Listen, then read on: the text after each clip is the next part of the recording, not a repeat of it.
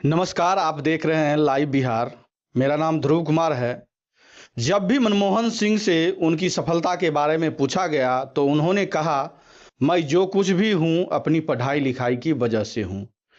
आज के पाकिस्तान में पढ़ने वाले गाह गांव में पैदा हुए थे मनमोहन सिंह। गांव में ना तो बिजली थी, ना स्कूल, ना हॉस्पिटल। मीलों चलकर स्कूल जाते, केरोसिन लैंप पे पढ़ पढ़ कर अपनी आंखें खराब कर ली थी इन्होंने। पर पढ़ना नहीं छोड़ा और पढ़ते पढ़ते ऑक्सफोर्ड से पीएचडी कर ली। फिर प्रोफेसर, रिजर्व बैंक के गवर्नर, केंद्रीय मंत्री होते हुए प्रधानमंत्री भी बने। 26 सितंबर के रोज मनमोहन सिंह का जन्म होता है। पार्टीशन के बाद इनका परिवार इंडिया आ गया था। बड़ी दिक्कत थी, पर पढ़ाई में बहुत तेज होने के कारण इनको स्कॉलरशिप मिल गई। फर्स्ट आए थे। इंग्लैंड में इकोनॉमिक का एडम स्मिथ पुरस्कार मिला था, पर बहुत शर्मीले थे। बीबीसी के पत्रकार मार्क टली को एक बार मनमोहन सिंह ने बताया था कि कैम्ब्रिज में पढ़ने के दौरान ठंड में, यानी ठंड के मौसम में भी यह ठंडे पानी से ही नहाते थे, क्योंकि गर्म पानी के पास भीड़ लगी रहती थी और वहाँ के लोगों को यहाँ अपने लंबे बाल नहीं दिखाना चाहते थे। बाद में इंडिया आ गए और अमृतसर के एक कॉलेज में पढ़ाने लगे। वहाँ पर उनके पड़ोसी लेखक थे मुल्क राज आनंद। एक दिन आनंद उनको जवाहरलाल नेहरू से मिलाने ले गए। नेहरू ने सरकार ज्वाइन करने के लिए कहा, पर कॉलेज में पढ़ाने का कॉन्ट्रैक्ट था, इनकार कर दिया। प्रधानमंत्री बनने के बाद 2005 में इंडिया आसियान मीटिंग में मलेशिया गए थे। वहां इनका परिचय दुनिया के सबसे ज्यादा शिक्षित प्रधानमंत्री के रूप में कराया गया। आजाद भारत की प्रगति को मनमोहन सिंह के रूप में देखा जा सकता है। विभाजन के बाद घर बार छोड़कर आए परिवार का लड़का, जिसका कोई जुगाड़ नहीं था, जो शर्मीला था और जिसके पास पैसा भी नहीं था। भारत के लिए हर तरह की पोजीशन संभालता हुआ देश का प्रधानमंत्री बना। जन्मदिन पर 2 बार देश के प्रधानमंत्री रहे। मनमोहन सिंह के 5 सबसे बड़े कामों के बारे में जानते हैं। पहला, 1991 का इकोनॉमिक रिफॉर्म यानी आर्थिक सुधार। 90 की दशक की शुरुआत में भारत की अर्थव्यवस्था लड़खड़ा गई थी। दुनिया में भी खाड़ी युद्ध के चलते पेट्रोलियम क्राइसिस हो गया था। भारत के पास पैसा नहीं बचा था, काम चलाने लायक भी नहीं। उस वक्त नरसिम्हा राव ने मनमोहन सिंह को वित्त मंत्री बनाया।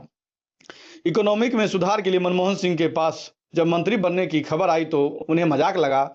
अगली सुबह डांट पड़ी तो समझ आया कि मामला थोड़ा सीरियस है। आईएमएफ यानी इंटरनेशनल मॉनेटरी फंड इस सुधार पर नजर गड़ाए हुए था, पर देश में ऐसा माहौल बना कि लोग कहने लगे थे कि यह नेता अब देश को बेच देंगे। ऐसे में नए नियम लाने में भी डर था। राव का साफ कहना था कि अगर यह सुधार सफल हो गए तो सरकार को क्रेडिट मिलेगा और नहीं तो सिर्फ मनमोहन सिंह की जिम्मेदारी होगी।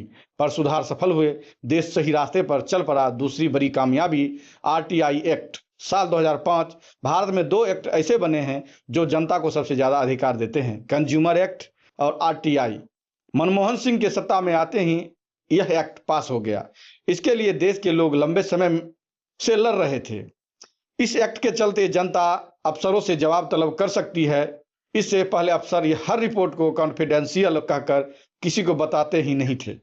इसके चक्कर में भ्रष्टाचार बहुत होता था, पर इसी एक्ट के चलते ही मनमोहन सरकार पर भी घोटाले का आरोप लग गए। तीसरा, मनरेगा। साल 2006 यह एक ऐसा एक्ट आया जिसने सरकार और जनता के रिश्ते को बदल दिया। यह तय करना कि सरकार लोगों को अपने गांव के पास रोजगार दिलाएगी, अपने आप में बहुत बड़ा कदम था। रोजगार की गारंटी थी सरकार की तरफ से।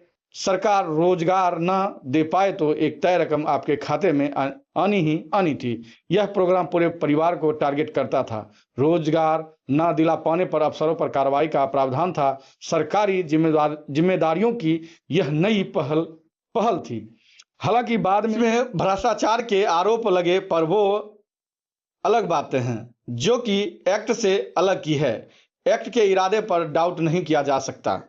नरेंद्र मोदी जब प्रधानमंत्री बने तो उन्होंने इस स्कीम पर प्रोग्राम की आलोचना करते हुए कहा था कि मनमोहन सरकार की सबसे बड़ी असफलताओं के रूप में इसे याद किया जाएगा, लेकिन उन्होंने भी इस एक्ट को खत्म नहीं किया। चौथी बड़ी कामयाबी, सिविल न्यूक्लियर डील। साल 2008 भारत की प्रगति के साथ ही ऊर्जा जरूरतें बहुत ज्यादा बढ़ गई। हर गांव तक बिजली पहुंचाने के लिए बिजली पैदा करने भी जरूरी था। इसके लिए न्यूक्लियर प्लांट लगाना सबसे आसान तरीका है, पर इसके साथ ही जिम्मेदारी और खतरा भी बढ़ जाता है। साथ ही देश में माहौल यह भी बन रहा था कि यह सरकार, यानी उस वक्त की मनमोहन सिंह सरकार, अमेरिका के हाथ फिर कुछ बेचना चाहती है। मनमोहन सरकार की सहयोगी कम्युनिस्ट पार्टी ने ऐलान कर दिया है कि यह डील होगी तो हम सरकार से समर्थन वापस ले लेंगे। समर्थन वापस ले भी लिया, पर बिना किसी डर के मनमोहन सिंह ने इस ऐतिहासिक डील को पूरा किया और सरकार भी बचा ली। यह नेशनल और इंटरनेशनल लेवल पर बहुत बड़ी डिप्लोमेटिक जीत थी। पांचवी बड़ी कामयाबी, पांचवी बड़ी उपलब्धि जिसके लिए देश मनमोहन सिंह को हमेशा थैंक यू बोलेगा, वो है फूड सिक्योरिटी बिल 2013। स्वतंत्रता से ठीक पहले बंगाल में अकाल पड़ा था, करीब 30 लाख लोग मारे गए थे। फिर चीन से लड़ाई के तुरंत बाद भी अकाल पड़ा, उसी दौरान पाकिस्तान से भी लड़ाई हुई थी।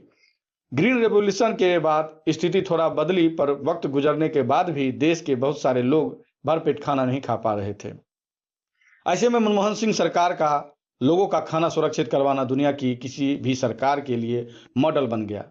यह जरूरी है कि एक तरफ इसकी आलोचना हुई कि सरकार लोगों पर पैसा बर्बाद कर रही है, लोगों तक अनाज पहुंच भी नहीं रहा, पर एक हद तक लोगों की जरूरतें जरूर पूरी हुई। किसी भी आलोचना से परे यह सरकार की जिम्मेदारियों का एक नमूना था और उस नमूने हेतु बने मनमोहन सिंह। आपको हमारा यह वीडियो कैसा लगा कमेंट करके जरूर बताएं। अगर वीडियो अच्छी लगे तो ज़्यादा से ज़्यादा शेयर करें। वीडियो देखने के लिए बहुत बहुत धन्यवाद।